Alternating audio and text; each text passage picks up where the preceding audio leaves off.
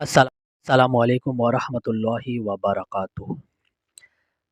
نماز کے متعلق ایک واقعہ بتاؤں جو حدیث میں آئی ہے کہ ایک بار صحابی ایک شخص مسجد نبوی میں تشریف لا کر نماز جلدی جلدی پڑھ رہا تھا۔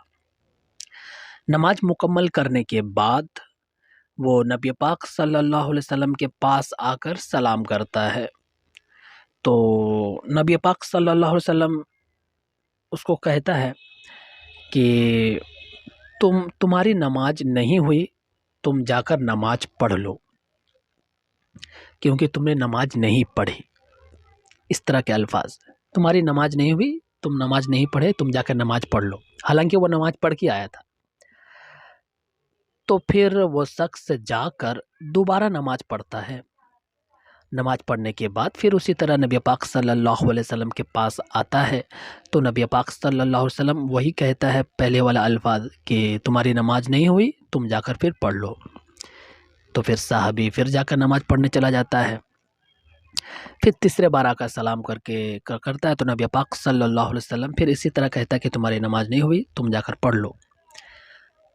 تو صحابی نماز پڑھنے کے بعد آخری وقت تیسری بار میں یہ کہتا ہے کہ مجھے اس طرح ہی نماز آتی ہے، میں اسی طرح نماز پڑھتا ہوں۔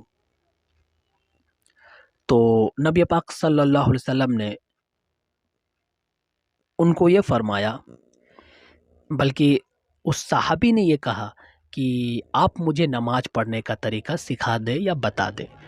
تو نبی پاک صلی اللہ علیہ وسلم نے ان کو بتایا کہ جب تم نماز کے لیے کھڑا ہو تو سکون سے کھڑے ہو جاؤ، اور اسی طرح تلاوت جو سورہ ملانا ہے یا تلاوت کرنا ہے اس کو سکون سے کرو۔ اسی طرح رکوع بھی اطمینان سکون کے ساتھ ادا کرو۔ پھر رکوع کے بعد ہم لوگ کھڑے ہوتے ہیں، تو جو کھڑا ہونا ہے وہاں بھی سکون اختیار کرو، یعنی کہ رکو، وقت دو، اس کے بعد سجدہ کرو، پھر ایک سجدے کے بعد جب بیٹھو تو آرام سے سکون کے ساتھ بیٹھو، پھر دوسری سجدہ کرو۔ اس طرح خضوع کے ساتھ اطمینان سے اپنی نماز کو مکمل کرو۔ تو یہ حدیث جیسا کہ میں نے ابھی بتا دیا، تو اس حدیث سے ہم لوگ کو یہی سبق ملتا ہے کہ نماز تو ہر کوئی پڑھتا ہے، نماز ہر کوئی پڑھ لیتا ہے، لیکن ایسی نماز جو نماز ہی نہیں، نبی پاک صلی اللہ علیہ وسلم کے نزدیک وہ نماز ہی نہیں جس میں رکوع، سجدہ، قیام وغیرہ، قوما وغیرہ جلدی جلدی کیا جائے، جیسا کہ عام طور پر ہوتا بھی ہے۔ اکثر عورتیں گھر میں اس طرح نماز پڑھتی ہے، جلدی جلدی رکوع سجدہ۔ تو اس طرح نماز نبی پاک صلی اللہ علیہ وسلم کے زمانے میں ایک صحابہ جب اس طرح نماز پڑھ رہے تھے تو اس نماز کو ترک کر دیا گیا تھا کہ تمہاری نماز ہوئی ہی نہیں، تم نے نماز کہاں پڑھا۔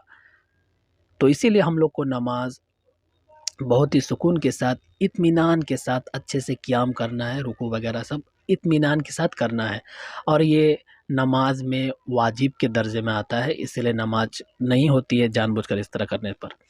تو امید ہے آپ لوگ کو یہ واقعہ بہت اچھا لگا ہوگا۔